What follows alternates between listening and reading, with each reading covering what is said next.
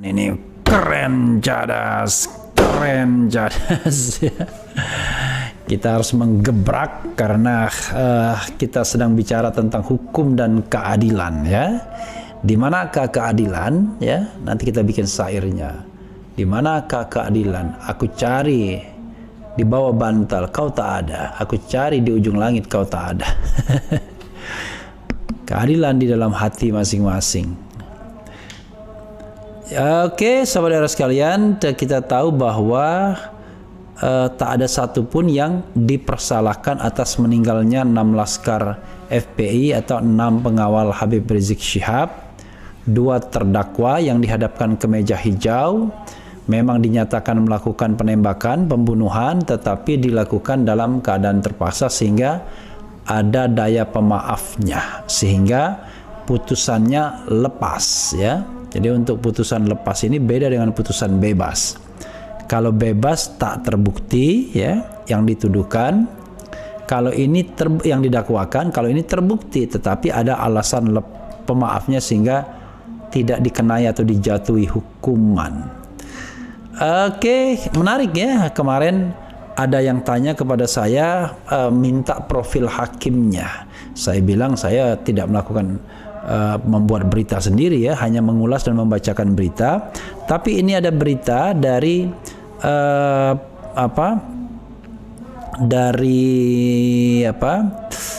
kumparan.com, ya, profil hakim yang vonis lepas 2 polisi penembak mati laskar FPI. Sampai jumpa di pengadilan akhirat, ya.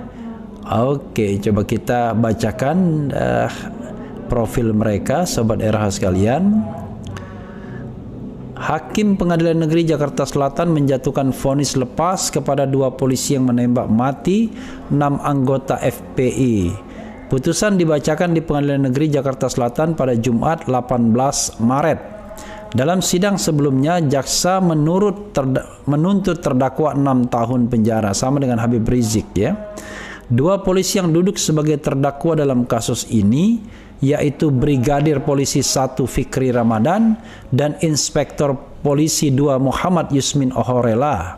Sejatinya ada 3 tersangka, tetapi Inspektur Polisi 2 Elwira Priyadi meninggal dunia sebelum persidangan.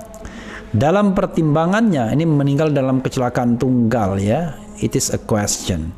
Dalam pertimbangannya, hakim menilai Yusmin Ohorela dan Fikri Ramadan terbukti menghilangkan nyawa orang lain dalam peristiwa itu. Namun hal itu dinilai merupakan upaya membela diri, mempertahankan serta membela diri atas serangan anggota FPI, ujar hakim, yang didasarkan pada kesaksian yang bersangkutan sendiri, karena tak ada saksi lain, ya. Serangan yang dimaksud yakni mencekik, mengeroyok, menjambak, menonjok serta merebut senjata Fikri Ramadan lagi-lagi sendiri, ya, karena tidak ada saksi lain. Terpaksa melakukan pembelaan diri dengan mengambil sikap lebih baik menembak terlebih dahulu daripada tertembak kemudian, kata hakim. Hakim menilai serangan itu merupakan serangan yang dekat, cepat dan seketika, membuat Fikri mengalami luka-luka serta mengancam keselamatan jiwanya. Apabila tindakan tersebut tidak dilakukan dan senjata milik terdakwa berhasil direbut, bukan tidak mungkin tim menjadi korban, kata hakim. Ya, memang lagi pula aneh, ya, kok nggak diborgol atau diikat, ya, bahkan suruh duduk di belakang kita. Jaksa mempertimbangkan menempuh upaya hukum kasasi usai vonis lepas ini. Jadi kalau lepas begitu, upaya hukumnya bukan banding tapi langsung kasasi, ya. Siapa saja hakim yang mengadili perkara tersebut? Dikutip dari SIPP Pengadilan Negeri Jakarta Selatan, tercatat ada 3 orang hakim yang mengadili perkara pembunuhan ini. Duduk sebagai hakim ketua adalah Muhammad Arif Nuryanta. Kemudian sebagai hakim ada Hakim Elvian dan Andri Widyo Laksono. Berikut profil mereka. Muhammad Arif Nuryanta. Muhammad Arif Nuryanta tercatat sebagai salah satu hakim di PN Jakarta Selatan dengan golongan pangkat pembina tingkat 1-4B. Informasi tersebut tertulis dalam laman PN Jakarta Selatan. Tertulis juga bahwa Muhammad Arif Nuryanta merupakan lulus S2 Pria kelahiran Bangkinang, Riau ini pernah menjadi hakim di Pengadilan Negeri Karawang, Wakil Ketua Pengadilan Negeri Bangkinang, Ketua Pengadilan Negeri Tebing Tinggi, dan Ketua Pengadilan Negeri Purwokerto. Nama Muhammad Arif Nurianta tercatat pernah beberapa kali melaporkan harta kekayaannya ke KPK. Dalam laman LHKPN KPK, dia terakhir melapor sebagai Ketua PN Purwokerto, Jawa Tengah pada 2021. Tercatat dia punya melaporkan harta kekayaan 2.251.651.709 ya, jadi 2,2 miliar. Elvian tercatat sebagai salah satu hakim di PN Jakarta Selatan dengan golongan pangkat pembina utama Madya 4D. Pendidikan terakhir dari Elvian adalah S2. Tercatat Elvian pernah menjadi hakim di sejumlah pengadilan seperti hakim di Pengadilan Negeri Palu, Ketua Pengadilan Negeri Kisaran, Sumatera Utara, dan terakhir sebagai hakim di Pengadilan Negeri Jakarta Selatan. Sebagai penyelenggara negara, Hakim Elvian wajib melaporkan harta kekayaannya ke KPK. Tercatat dalam laporan terakhirnya pada 2021, dia melaporkan punya harta 1,2 miliar ya, 1.209.479.208 rupiah. Hakim Elvian tercatat pernah mengadili kasus kebakaran gedung Kejagung. Peristiwa kebakaran tersebut terjadi pada Agustus 2020 lalu. Dia menjadi hakim ketua dalam perkara tersebut. Ada 6 terdakwa yang diadili oleh Hakim Elvian. 5 terdakwa divonis 1 tahun penjara atas dasar terbukti lalai, sementara 1 terdakwa yang merupakan mandor divonis bebas. Andri Widyo Laksono tercatat sebagai salah satu hakim di PN Jakarta Selatan dengan golongan pangkat pembina utama muda 4C. Pria lulusan pendidikan S2 ini sebelumnya pernah menjadi hakim di sejumlah pengadilan, mulai dari Ketua Pengadilan Negeri Merauke pada 2014, Ketua Pengadilan Negeri Limboto Gorontalo. Lalu dia juga tercatat pernah menjadi Ketua Pengadilan Negeri Jombang. Jabatan tersebut ia emban sebelum menjadi hakim di Pengadilan Negeri Jakarta Selatan. Sebagai penyelenggara negara, Andri Widyo Laksono wajib melaporkan harta kekayaannya ke KPK. Dalam laman LHKPN tercatat dia pernah melapor dalam jabatan Ketua PN Jombang dengan kekayaan 1.482.352.420. Hakim Andri Widyo Laksono juga pernah menjadi pengadil tunggal dalam pra-peradilan Yahya Waloni terkait kasus penistaan agama dan ujaran kebencian. Namun pra-peradilan tersebut tak sampai vonis sebab Yahya Waloni mencabut gugatan. Karena sepertinya sudah tercapai kesepakatan ya. Ya, sahabat era sekalian, itu tadi profil ya orang-orang yang mengadili 2 terdakwa kasus KM50 dan kemudian melepaskannya karena tidak terbukti. Jadi sobat RH sekalian, apa yang ingin saya katakan ya, agak speechless juga. Ini kasus besar yang dilokalisir menjadi soal kecil saja terkesan ya, padahal yang meninggal 6 orang ya. Dan memang kita berharap ya suatu saat ada, katakanlah ada cara untuk membuka kembali kasus ini ya, memeriksa orang-orang yang belum diperiksa, termasuk juga barangkali command responsibility kalau itu memang ya terhalang tembok-tembok yang ada. Karena kalau kita baca versi yang dibuat TP3 memang berbeda sekali dengan apa yang terjadi di pengadilan ini. Jadi persoalan terbesar, persoalan mendasar adalah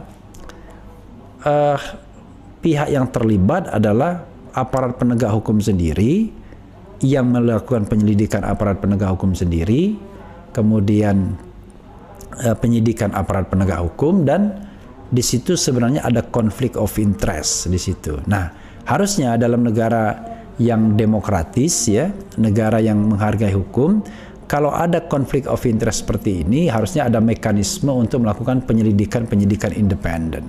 Melalui apa? Ya melalui Komnas HAM itu sesungguhnya. Itu yang dituntut orang sesungguhnya. Tapi Komnas HAM menganggap ini bukan pelanggaran HAM berat, sehingga Komnas HAM harus turun tangan melakukan proses penyelidikan. Tapi ya apapun yang terjadi, ya tentu di masyarakat akan terjadi pro dan kontra terhadap kasus ini. Coba kita bacakan komentar Sobat Era ya, yang terkait dengan kasus ini ya. Icon positif, mana berani hakim-hakim itu. Di Indonesia setiap orang sudah catatan hukumnya oleh Polri. Kalau beda instruksi bakalan disikat, catatan hukumnya akan dibuka. Kemudian semoga aja keluarga hakim mengalami nasib yang astagfirullahaladzim ya. Cukuplah kejahatan itu akan merajalela ketika orang-orang baik tidak melakukan apa-apa. Assalamualaikum Bang RH, masih percaya hukum di NKRI ku ini miris. Legislatif, eksekutif, yudikatif adalah segerombolan yang siap menjajah dan menjara rakyat. Apapun keputusannya pasti merugikan rakyat. Hadir Bang RH. Dia melihat kemungkinan sejatinya adalah kemungkinan itu sendiri. Apa maksudnya ya? Oke. Berbagai kezoliman dan ketidakadilan yang tidak saja tanpa lagi malu-malu dipertontonkan. Aku bukan anak kecil paman, namaku Sifa. Apa maksudnya?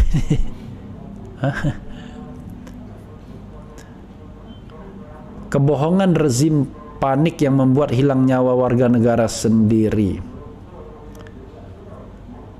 Kemudian Fadilah, na'udzubillah min zalik, manusia-manusia zalim, summa na'udzubillah min zalik, sampai bertemu di pengadilan akhirat. Innalillahi wa inna ilaihi raji'un ya. We don't know exactly, tetapi tetap saja yang namanya sense of justice kita kan bergerak, menari-nari ya. Maka seperti PA212 bilang, jadi siapa dong yang melakukan itu? Memang korbannya genderuwo atau genderuwo yang melakukannya?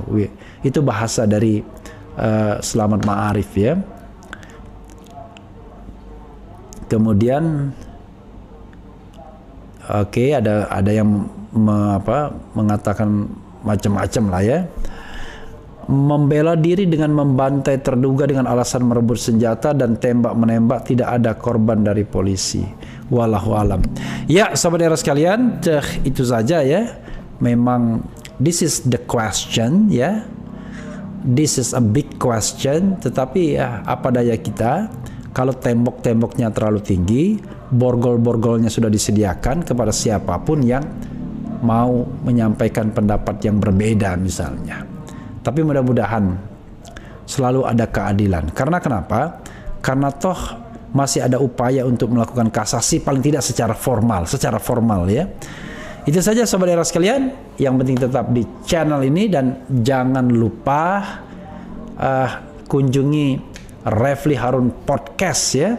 Ada interview saya dengan Gubernur NTB, dengan loyalis loyalis HRS, dengan Hussein Basyaiban, dengan Aderai ya, Aderai re-uploading. Kemudian ada juga ke Ogi Official ya. Ada beberapa lagu baru ya, 6 lagu yang sudah kami ciptakan bersama-sama.